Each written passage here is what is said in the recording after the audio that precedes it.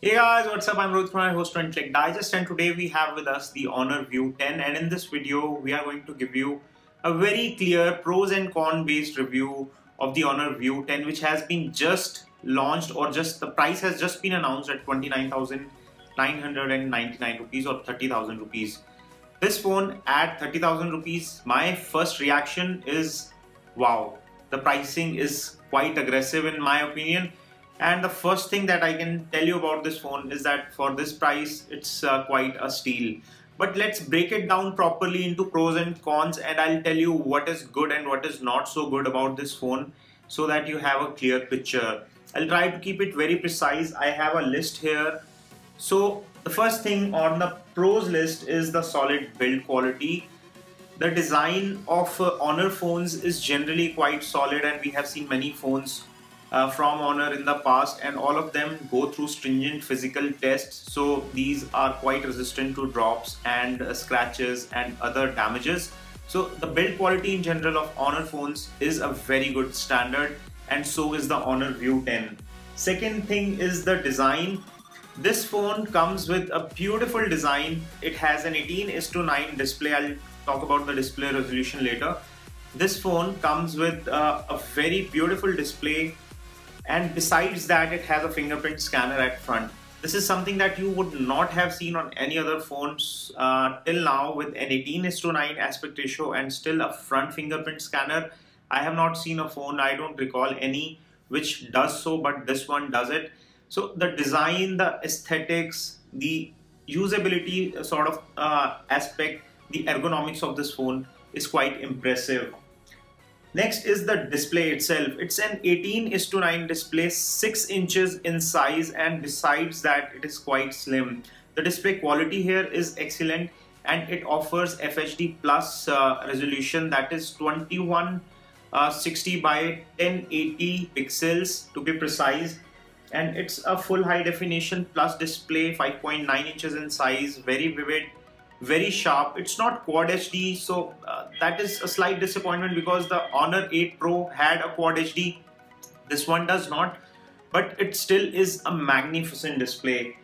Next thing is that the 3.5 mm jack is still there. This is a very slim, around 7 millimeters in thickness, maybe just under 7 millimeters, and the 3.5 mm jack is still not dished like many flagships, so it is a good thing. The audio quality from the bottom firing speaker is also fairly loud and clear.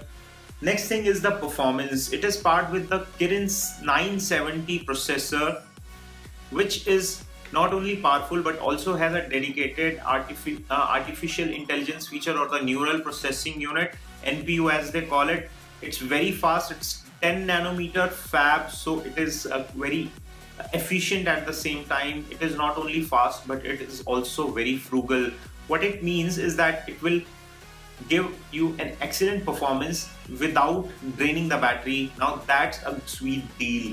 Apart from that, it gives you 6 gigs of RAM as standard, so the multitasking is really smooth, and along with that 128 gigs of internal memory is standard. So 128 gigs, out of which around 110 gigs is the user available memory. That's quite a lot. Next thing is the software experience. You get the Android Oreo loaded on it, and on top of that is the Emotion UI 8, which is fluid, which is fast, feature rich, and gives you a lot of customization over stock Android. It retains the goodness of stock Android, and on top of that gives you some extra features. There is a set of software keys here at the bottom which you can use. There are a lot of features that you find on this phone, so it's very loaded. If I go into that, there can be an entire video on the EMUI features, or the way this phone is loaded with features. A slight small one being an infrared blaster here, so you can control your television, home theater, air conditioner and other devices. There's a Peel remote application which comes preloaded, so it has quite a lot of features. Now talking about certain features which are enabled by the neural processing unit or the artificial intelligence. Here you get face unlocking, you get personalization, you get face detection based on face detection based screen rotation. When I say personalization or security, if you set up the face unlock, the software is to be rolled out through an OTA update. If you look at the screen, and it has some notifications. If you are looking at it and it is your phone set to your face unlock, it will show you the preview of the notifications. But if somebody else picks up, it will not show the content of the notification. That is smart personalization features. It is very smart. It also has a fast translation, and Honor has collaborated with Microsoft on this. So it provides real-time translation, voice translation using that artificial intelligence. Also in the camera, they are using the artificial intelligence to judge the scenes and give you a proper output based on that. So it detects what's in the frame, and based on that it decides how to click, and it all happens in the real time. You do not have to do anything, just point and shoot. The pictures come out great because the artificial intelligence is working for you here. It has dual SIM simultaneous 4G, so you can have two 4G active connections at the same time. That is very rare. Next thing is the cameras. It has a dual camera setup. One is RGB, one is monochrome. There's a 20 and 16 megapixel rear camera setup, which gives you excellent results. There are a lot of camera modes, including monochrome mode. You also get pro mode. Plenty of modes are there: pro photo, pro video, AR lens, 3D panorama, HDR, light painting, which is by far one of my favorites in many of the Honor phones. There is artist mode, filter, watermark. So plenty of modes that are loaded onto the camera, and these are preloaded. There is also wide aperture mode, which gives you portrait like effects, and there is also a live image or live photo mode, which is more like live photos that you get on Apple, so something similar. And then you have the 13 megapixel front facing shooter, which gives you clear selfies. And on the front facing camera with the single lens using the AI capabilities, this phone is capable of producing portrait pictures. Yes, it does the edge detection and background blur, and it does using single lens. That is the power of AI that this phone offers you. Next is the battery life. It has a 3750 milliampere hour battery. Now mind it that it's a very slim phone.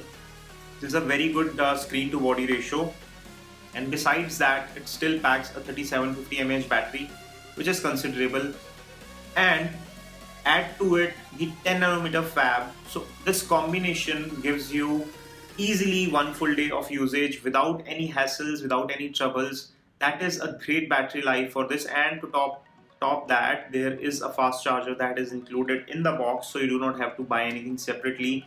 There is an 18-watt charger that comes bundled with this phone, so it is quite a sweet deal when it comes to battery as well as the charging options that you get on this phone. And last but not the least, it is a very good value for money at this price. But there must be some cons. Every phone has some cons. What are this phone's cons? So I could find two, and I would say they are probably nitpicking, probably not. You decide. First thing that I find is that it lets go of the Quad HD display. This, in my opinion, this is a successor to the Honor 8 Pro, and this phone, being a faster phone, has a better design, better camera capabilities. The display resolution has gone down from Quad HD to Full HD Plus, which is a slight disappointment. So if you are into VR or virtual reality, you may find it slightly disappointing. And second con, in my opinion, is that there is a hybrid SIM card tray, so you cannot expand the memory using two SIM cards. You can either use second SIM or you expand the memory. You can't do both because the second slot is a hybrid slot.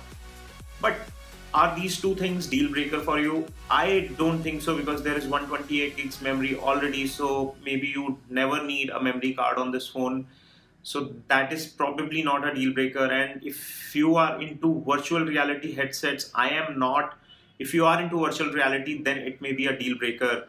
So for me, I think this phone is quite a sweet deal with a beautiful display, beautiful design, excellent battery life, great performance, great set of cameras. It ticks all the right boxes. So it is a great thumbs up from us. If you are willing to spend around 30,000 rupees, this is probably the best that you are gonna get in this price segment. So go ahead and get one for yourself. I'm leaving Best Buy links below this video in the description section.